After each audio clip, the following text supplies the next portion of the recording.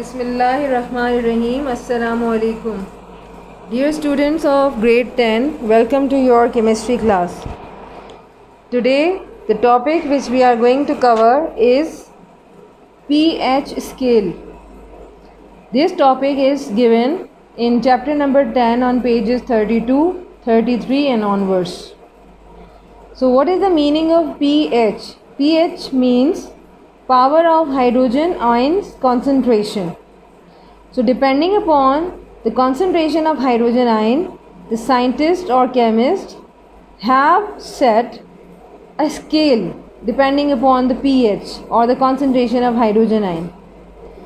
pH scale क्या है? ये एक ऐसा दर्जा या एक ऐसा स्केल है जिसको pH यानी पावर ऑफ हाइड्रोजन आयन या कॉन्सेंट्रेशन ऑफ हाइड्रोजन आयन की बुनियाद पर बनाया गया। इसमें ना सिर्फ ये कि सिर्फ हाइड्रोजन आयंस को फोकस किया गया, बल्कि पानी के यानी वाटर की जो एक फॉर्मेशन थी उसको भी मद्देनज़र रखा गया। तो इसके लिए सबसे पहले आपको ये पता होना चाहिए that what is pH. So define pH first. Definition now. Define pH. So pH is the, जिसमें ख्याल रखिएगा कि P स्मॉल हो और H आपने कैपिटल लिखना है. So pH is the negative logarithm of molar concentration of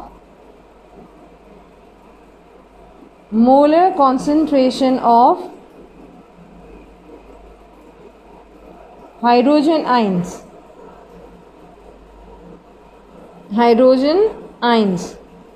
which can also be written as.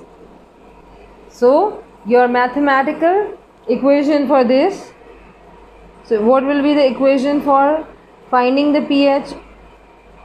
It will be pH is equals to negative log to the molar concentration or of the molar concentration of hydrogen ion. So minus means negative, logarithm log molar concentration of hydrogen ion, molar concentration which are mentioned in the form of square bracket along with the hydrogen ion. So this will become the equation for pH. Next heading is, after the heading of definition and equation, basis of pH scale. So we can say that depending upon pH, we have made a pH scale for finding out the nature of different substances, either they are acidic, neutral or basic. So pH scale is basically depending upon the concentration of hydrogen ion, as you can see in the equation as well, कि pH scale आपका किस पर बुनियाद रखता है या किस पर डिपेंडेंट है? कॉन्सेंट्रेशन ऑफ हाइड्रोजन आयन पे डिपेंडेंट है. और ये कॉन्सेंट्रेशन ऑफ हाइड्रोजन आयन कहाँ होती है? In the pure water, and it becomes the basis in this way that as you can see that hydrogen ion in the pure water is one of the basic part of water as well. Now we need to prove this, but before this we must add one more heading: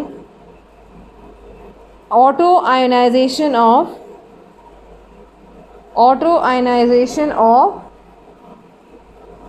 water.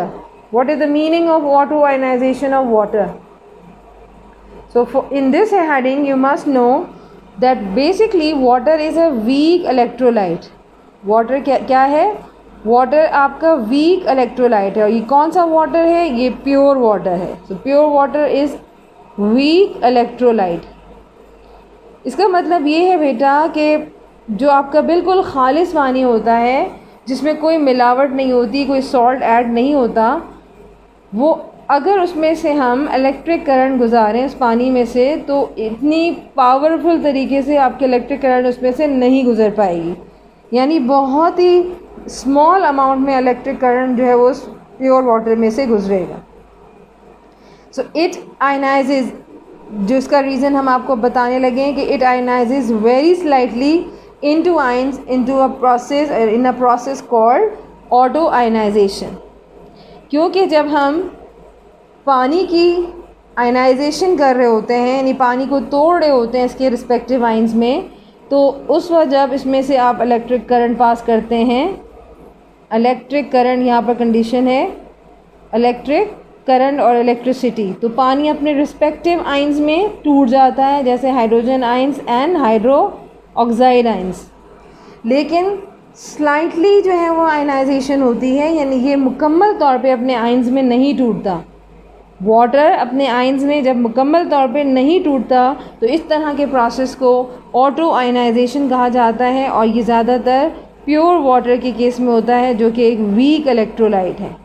और अगर ये strong electrolyte होता तो ये अपने respective components में मुकम्मल तौर पे टूट जाता, और जिसके नतीजे में इसको आप एक स्ट्रॉन्ग इलेक्ट्रोलाइट का नाम देते।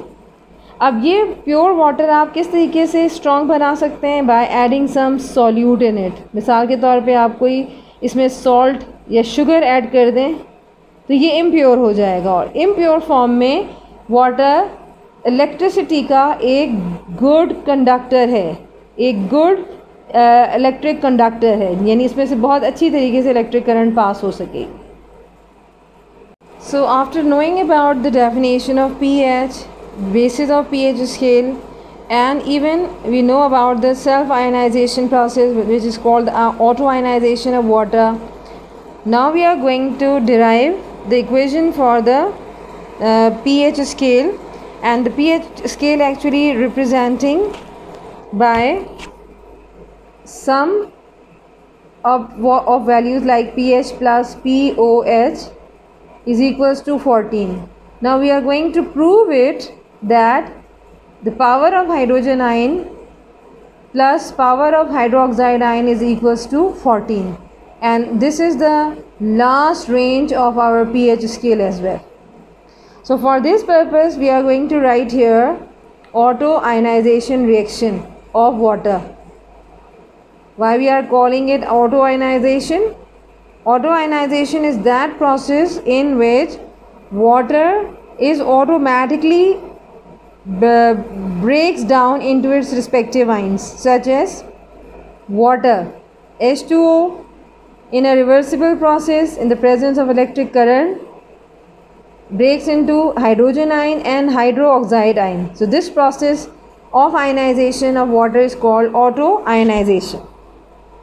Along with it, now we are going to apply the most common derivation or most common equation, and this is called the equilibrium expression, and by applying the law of mass action we can call it equilibrium expression like Kc. So this is the chemical equilibrium constant. So by applying the chemical equilibrium expression, Kc is equals to, in the numerator side you are going to write the product, while in denominator water will be written. So equilibrium expression के according आपने केसी expression बनाना है। केसी expression में हमेशा product यानी hydrogen ion along with hydroxide या hydroxyl ion भी इसे कहा जाता है, वो आपने न्यूमरेटर में लिखना है, और जो डिनोमिनेटर है उसमें आपने प्रोडक्ट लिखना है, जैसे कि आप करते हैं। The next step will be that as concentration of water is almost constant, तो हमने इस वैल्यू को कहाँ लेके जाना है? हम यहाँ पर ये वैल्यू डिवाइड हो रही है, दूसरी तरफ हम लेकर आएंगे तो ये वैल्यू मल्टीप्लाई हो जाएगी Kc के साथ, and now the Kc multiplying with H2O, क्योंकि हमारी वाटर की वैल्यू जो कॉन्सेंट्रेशन है वो आपकी कांस्टेंट है। So this above equation can be written as like Kc is equals to, यानी Kc molar concentration of water is equals to hydrogen ion multiply with hydroxide ion.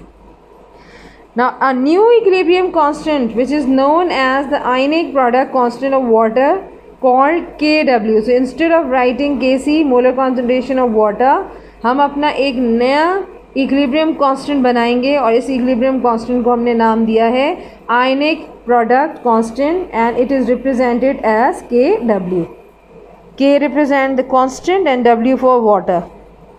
So now this ionic product constant will be written instead of Kc molar concentration of water. तो हमने इस पूरी जो आपके सामने एक expression I हुई थी इसको हमने यहाँ से हटा के इसकी जगह क्या लिख दिया, KW लिख दिया. नाउ अब हमारे पास जो रिमेनिंग वैल्यू है वो चेंज नहीं होंगी, वो अब किसी तरह हाइड्रोजन आयन और हाइड्रो ऑक्साइड आयन ही रहेंगी, इनको आपने चेंज नहीं करना. And we also know that this value और द सम अप ऑफ और multiplying of these values is actually 1 multiply by 10 raised to power minus 14, as I have mentioned in the first part, that is hydrogen ion and hydroxide ion, when they are adding up with each other they will always give you the 14. तो यहाँ पर हमने यहाँ पर इसकी logarithm form में इनकी जो एक्सपोनेंशियल फॉर्म है उसमें हमने ये वैल्यू बता दी है कि ये 10 raised to power minus 14 है. तो 10 की पावर से हमने इसको एडजस्ट किया. So at about 25 degree Celsius. Now as we know, one molecule of water produces one hydrogen ion and one hydroxide ion, and this will happen on dissociation of water into its respective ions. Therefore we can say that what is exactly the value of hydrogen and hydroxide ion here. So now we are going to add the remaining steps here. So starting from hydrogen ion and then hydroxide ion, we are now going to equalize the value. हमने क्या कर लिया है, हम अपने इस expression को किस में ले आए, क्योंकि ये तो हमारा कांस्टेंट है, हम इसको अवॉइड करेंगे, निगलेक्ट करेंगे, ये हमारा अब इक्वेशन का पार्ट नहीं रहेगा. अब हमने सिर्फ इन दो कॉन्सेंट्रेशंस को डील करना है. एक साइड पे हम हाइड्रोजन आयन रखेंगे, दूसरी साइड पे हाइड्रोक्साइड आयन रखेंगे, क्योंकि हमने इनका सम अप चेक करना है कि ये 14 आ रहा है और अगर 14 का हाफ किया जाए तो वो 7 होता है. तो क्या PH7 और POH7 दोनों इक्वल होंगी या नहीं? We are going to check और derive this thing. Now hydrogen ion और हाइड्रोक्साइड आयन में अब हमने number of hydrogen ion check करने कितने हैं. अगर दोनों को आप सामने रखें तो number of hydrogen ion in both 1 and 1, यहाँ से 1 ले लें और यहाँ से 1 ले लें. अब ये हाइड्रोक्साइड नहीं है, अब हमने इससे हाइड्रोजन आयन लेना है. So it will become 2. So we are going to add this 2 in exponent. हम इसको पावर में स्केयर की शक्ल में ऐड कर देंगे. और ऑक्सीजन हम यहाँ पर कंसिडर नहीं करेंगे, क्योंकि हम पीएच स्केल को डिस्कस करें और पीएच स्केल में हमारा जो फोकस है वो हाइड्रोजन आयन कॉन्सेंट्रेशन पे होगा, not on oxygen. Now most simple thing which you are going to do है, क्या करना है आपने? सिंपल थिंग आप क्या करेंगे इसमें कि by taking square root on both sides, आप क्या करेंगे? सिंपली आपने ये करना है कि आपने हाइड्रोजन आयन के दोनों साइड पे स्क्वायर रूट ले लेना है और वैल्यू को यहाँ पर पुट कर देना है. किस वैल्यू को? कौन सी वैल्यू आपने ली हुई थी यहाँ पर? आपने यहाँ पर ली हुई थी 1.0 मल्टीप्लाई बाय 10 की पावर माइनस 14. तो वही वैल्यू हम दोबारा यहाँ से रिपीट अपनी कर लेंगे. 1.0 मल्टीप्लाई बाय 10 की पावर माइनस 14. अब जब हमने स्क्वायर हटाना है तो हम क्या करेंगे? हम स्क्वायर हटाने का जो हमारे पास आसान तरीक़ा है मैथमेटिक्स में वो ये है कि बाकायदा तौर पे हम स्क्वायरिंग करेंगे ऑन बोथ साइड. ये हमने स्क्वायरिंग कर ली. स्क्वायरिंग के नतीजे में क्या होगा कि ये 2 स्क्वायर रूट से कैंसिल हो गया. क्लियर? और यहाँ पर अब हमारे पास सिर्फ बचा है hydrogen ion is equals to, आपके पास अब सोल्यूशन की फॉर्म में करना है. और जब हमने 1 multiply by 10 raised to power minus 14 का स्क्वायर रूट निकाला तो वैल्यू हमारे पास क्या आई? 1.0 multiply 10 to the power minus 7. After calculating out the value of hydrogen ion, that is hydrogen ion is equals to 1.0 multiplied by 10 raised to power minus 7 molar concentration of hydrogen ion, we can now prove pH plus POH is equals to 14. We can prove it that sum of power of hydrogen ion and power of hydroxyl or hydroxide ion is equals to 14. For this purpose what we are going to do, only putting the value in our pH equation. And what is that pH equation? Yes, pH is equals to minus log molar concentration of hydrogen ion. Now we are going to make two equation in this case. Why? Because not only the hydrogen ion but also hydroxide ion we have to find out. So what is the value of hydroxide ion in this case? Same value which will be written over here, 1.0 multiplied by 10 raised to power minus 7. So on both sides we are making two equations with pH and POH. So again POH is equals to minus log, not hydrogen ion now. I am going to write here hydroxide ion. Now the work is so simple for you. Only you have to put the values. Minus log to the molar concentration of hydrogen. Now what is the value here? 1.0 multiplied by 10 raised to power minus 7. And same is the case with the power of hydroxide ion is equals to, you have to write minus log hydroxide ion having the same value, because 10 raised to power minus 7, this value was 10 raised to power minus 14 earlier. So minus 7 and minus 7 will give you exactly minus 14. So 1.0 multiplied by 10 raised to power minus 7 in this case. Afterwards you have to find out the log of this value which is given here. So what is the log value? 7 for pH in this case as well, and in case of POH the value will remain 7.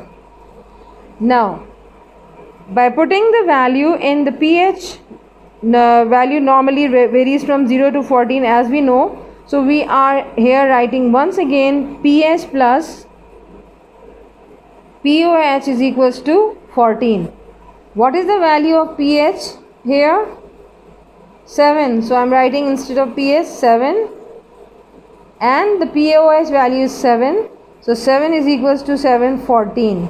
So hence it is proved that the sum of pH and POH is always 14 at about 25 degree Celsius. Next heading after the derivation is explanation.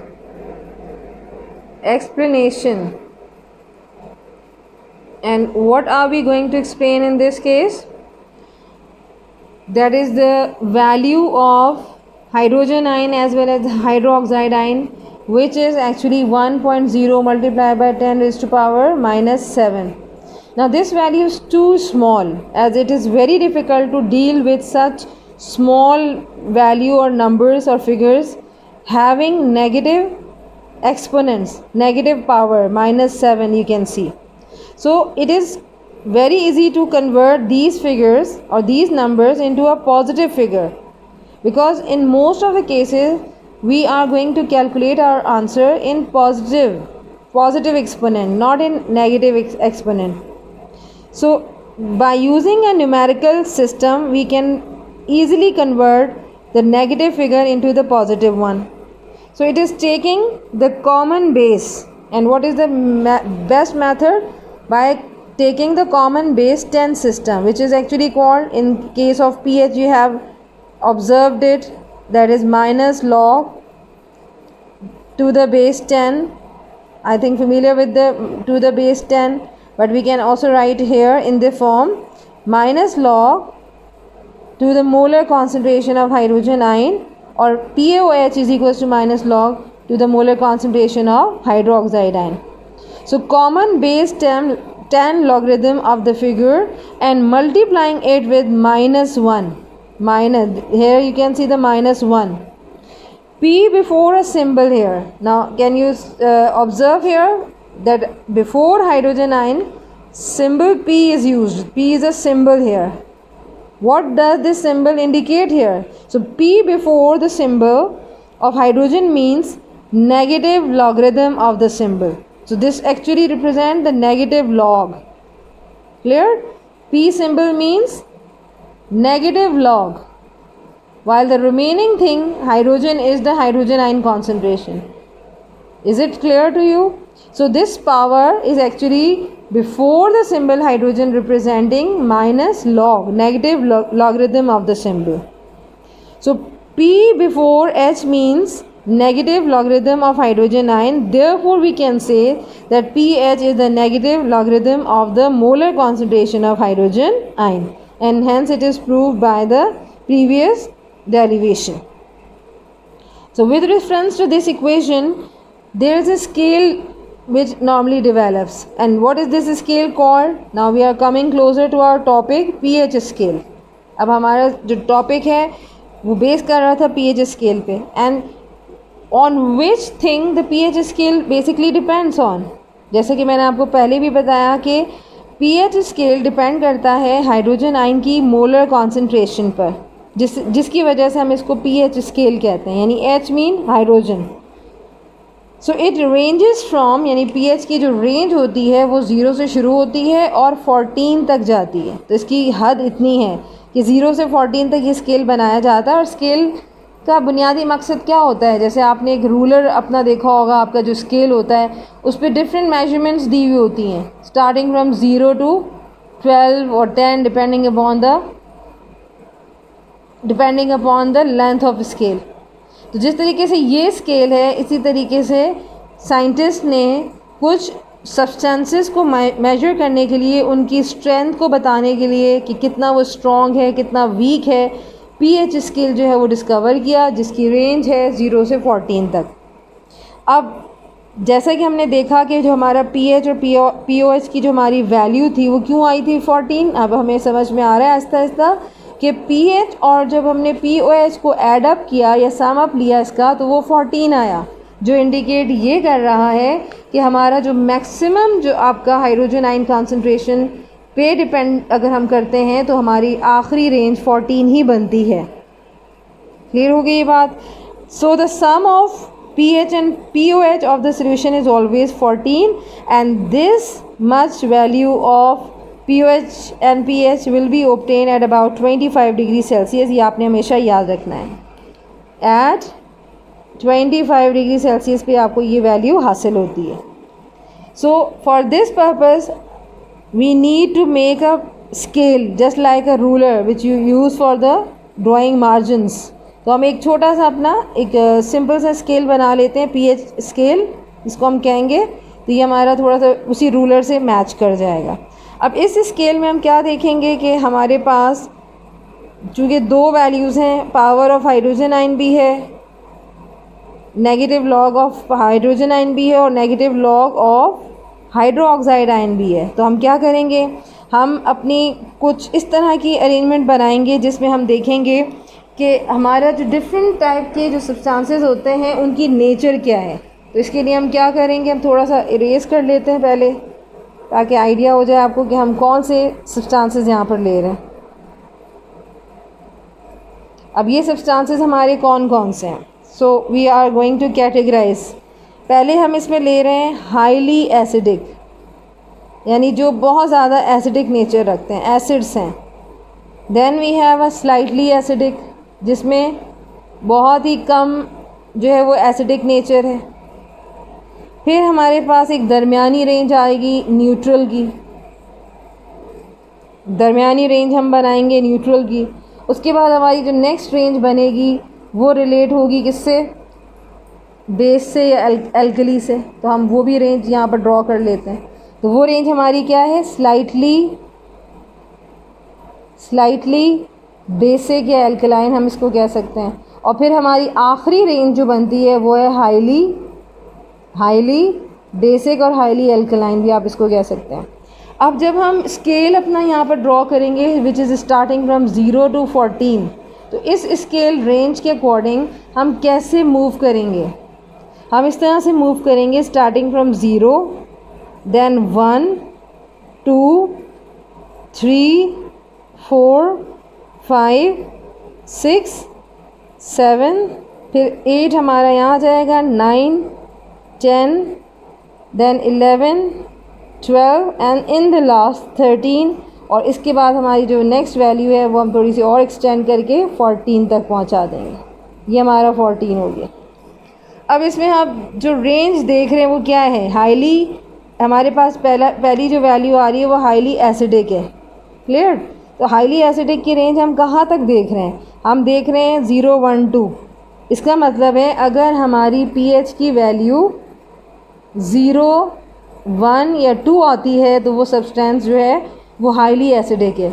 लेकिन अगर ये value in the range of 3, 4, 5, 6 आ रही है तो ये बहुत कम acidic है।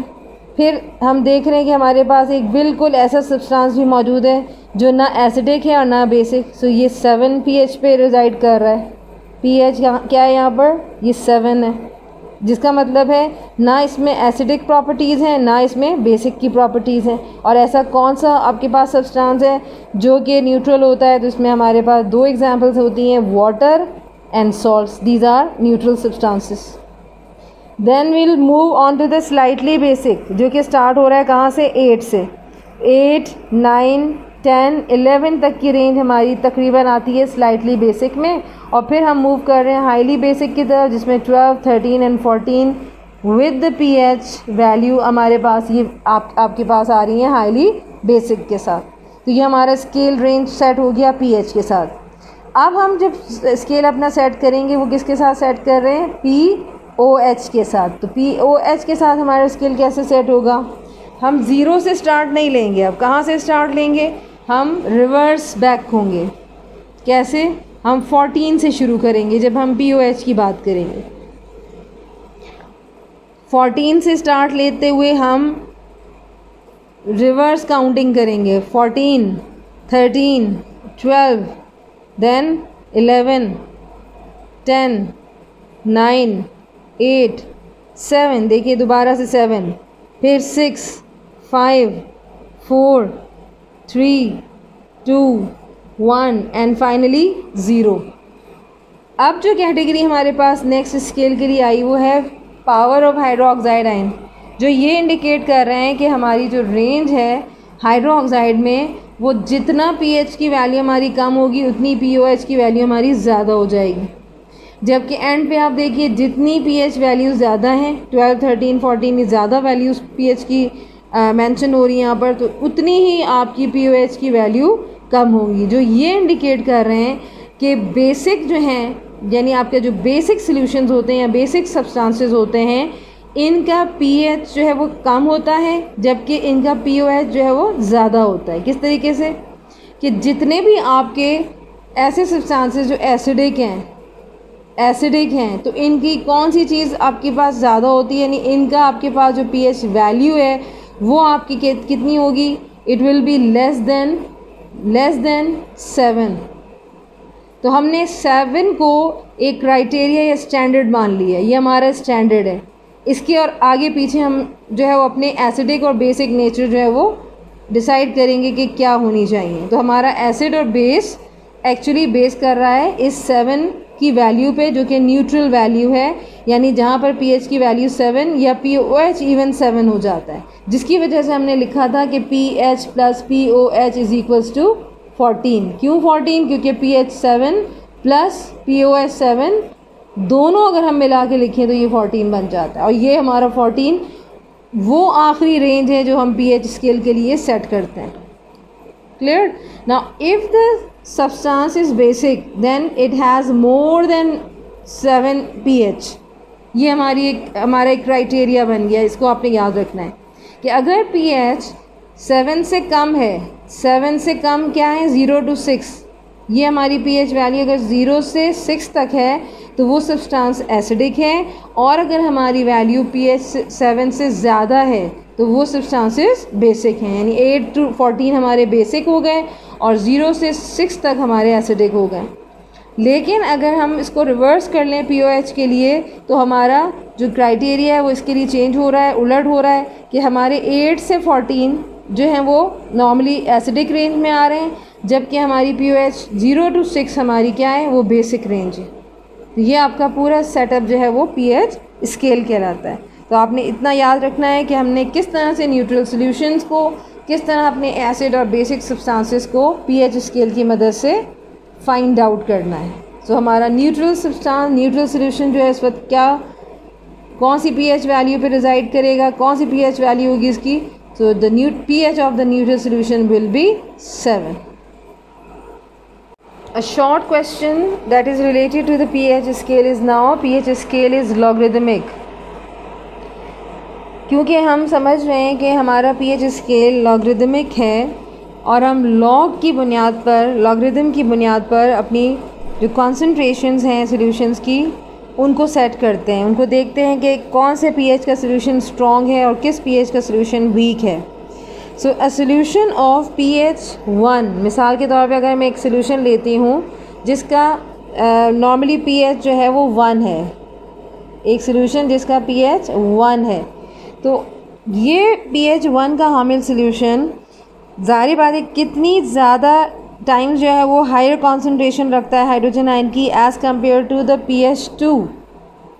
यानी pH 2 के हामिल सॉल्यूशन का अगर pH 1 के हामिल सॉल्यूशन से मुकाबला किया जाए तो हमें नज़र आता है कि हाइड्रोजन आयन्स जो हैं वो pH 1 में कितने होंगे, 1 multiply by 10 raise to power -1। ये हाइड्रोजन आयन कॉन्सेंट्रेशन होगी pH 1 सॉल्यूशन की। But in case of pH 2 the hydrogen ion concentration will be 1 multiplied by 10 raised to power -2 and compare it with the pH 3। pH value है अब आपकी 3। in this case the hydrogen ion concentration will be 1 multiplied by 10 to the power -3। अब तीनों concentration भी आपके सामने और तीनों pH वैल्यूज़ भी आपके सामने। ये क्या इंडिकेट कर रही हैं कि हम किसको स्ट्रॉन्ग करें और किसको वीक करें। तो आपने मैथ्स के एक रूल के तहत या अलजेब्रा के रूल के तहत देखा होगा कि जितनी वैल्यू आपकी माइनस में होती हैं उतनी ही वैल्यू आपकी बड़ी होती हैं। जितनी वैल्यूज़ आपकी आहिस्ता आहिस्ता आगे बढ़ती हैं, जैसे -1 फिर -2 एंड देन -3, तो जैसे जैसे आप माइनस की जो लाइन है या नंबर लाइन पे जा रहे होते हैं तो जैसे जैसे आप आगे बढ़ते हैं वैल्यूज़ डिक्रीज़ होती चली जाती हैं उनकी। जो यहाँ पर भी हम ये कहेंगे कि इनकी कॉन्सेंट्रेशन कम हो रही है। So due to decrease concentration आपके ख़्याल में कौन सा सॉल्यूशन इस वक्त ज़्यादा स्ट्रॉन्ग है एज़ कम्पेयर टू अदर। तो हम ये कह सकते हैं कि solution of pH 1 has 10 times, how much, 10 times higher than the solution of hydrogen ion concentration than that of a solution of pH 2, that is again 100 times higher than or stronger than the pH 3। यानी इसके मुकाबले में, यानी ये पूरा आपका एक comparison चल रहा है। कंपैरिजन कैसे मैंने बनाया कि pH 1 सॉल्यूशन जो है, pH 1 का हामिल सॉल्यूशन pH 2 के मुकाबले में 10 गुना ज़्यादा स्ट्रॉन्ग है और pH 2 का सॉल्यूशन pH 3 के मुकाबले में 100 टाइम्स ज़्यादा स्ट्रॉन्ग है। क्यों? क्योंकि यहाँ हम देख रहे हैं कि जो लॉग के साथ वैल्यू लिखी जाती है, लॉग टू द बेस 10 लिखी जाती है।